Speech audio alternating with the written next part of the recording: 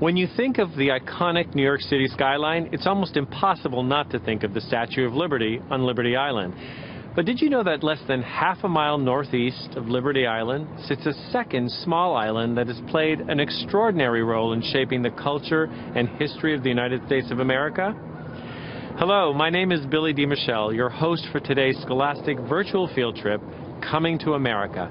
And I'm coming to you from the heart of New York City's harbor on Ellis Island, operated by the National Park Service. From 1892 to 1924, Ellis Island was the gateway for millions of immigrants in the United States, and today we'll walk in the footsteps of some of those immigrants and learn their stories.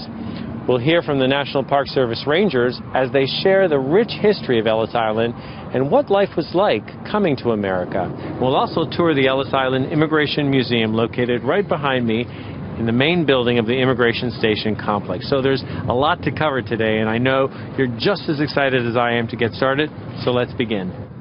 The United States has always been and continues to be a nation of immigrants. And it was right here on Ellis Island between 1892 and 1924 that some 12 million immigrants passed through the building behind me on their way to a new life in the United States. Some came in search of economic opportunity, others to escape political or religious oppression. Some immigrants came to rejoin family members. They all shared a common desire to build a better life for themselves and their families. As it stands today, Ellis Island is the symbol of the story of immigration and the cultural richness of this nation. Now, beginning in 1892, all third-class and steerage passengers arriving by steamship to the Port of New York came through Ellis Island.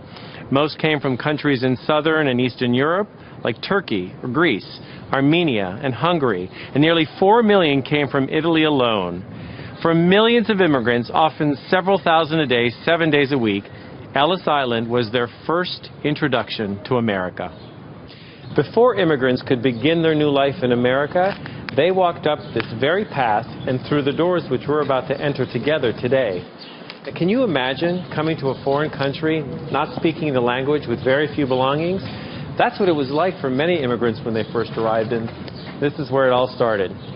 So let's go back in time, inside this historic museum, and relive their first experiences. Okay, imagine you're brand new to this country.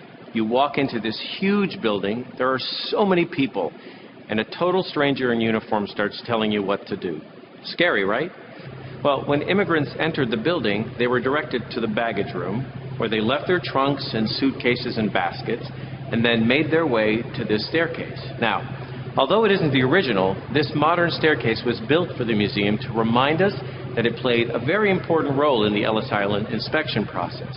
You see, what many immigrants didn't know was that climbing the steps was the first part of the process on Ellis Island, and that there were doctors already observing them from the second floor to ensure that they appeared physically healthy. Once they got to the top of the stairs, they entered the main hub of the immigration station called the registry room, or the Great Hall. Great because it could hold the population of an entire village from the old country. It was here in the registry room that all immigrants were inspected and questioned to determine whether they were fit to enter the country or whether their case required further review. Now, as immigrants entered the Great Hall, doctors conducted a 6-second physical examination, checking them for problems walking or breathing, signs of heart trouble, infectious diseases, mental illness, anything that might make them a public health risk. If they were suspected of any illness, they were marked with a piece of chalk and pulled out of the line for further examination. The Great Hall was lined from end to end with hard wooden benches. Now, immigrants waiting in line moved slowly but steadily towards an inspector waiting for them behind a desk, much like this one, where eventually their name would be called, and they were asked a series of questions like, where were you born? What's your occupation? Who paid your passage? Have you ever been convicted of a crime? How much money do you have? And through it all, they wondered, will I be allowed to enter America? After the physical exam and all those grilling questions, immigrants found themselves here at the top of these stairs, otherwise known as the Stairs of Separation. They were faced with 3 separate possibilities. The aisle on the right was for immigrants who were cleared and traveling further west or south. This left staircase was the path to New York City and points north. The center aisle, now, that was the one to be feared.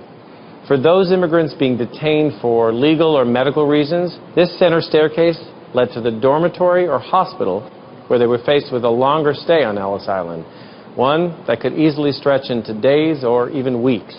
Those not passing inspection would have a final opportunity to have their case heard before a board of inquiry in one of 3 hearing rooms.